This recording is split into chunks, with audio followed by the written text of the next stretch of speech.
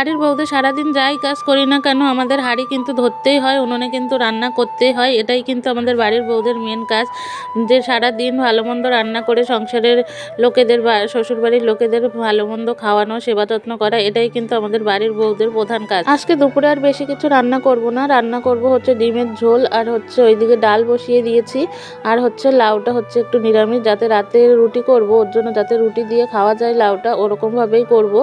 না না হচ্ছে তোমার ঝোল করব, না হচ্ছে লাউ শুকনো করব, একটু লাউ ঘন্ট মতো করব নিরামিষ। এটা কিন্তু গরম মানে রুটির সাথে গরম ভাতের সাথে খেতে বেশ ভালো লাগে। তো দেখো একটু আমি হচ্ছে বড়ি ভালো করে কড়াইতে তেল দিয়ে, তেল গরম হলে বড়িগুলো লাল লাল করে ভেজে নিয়েছি।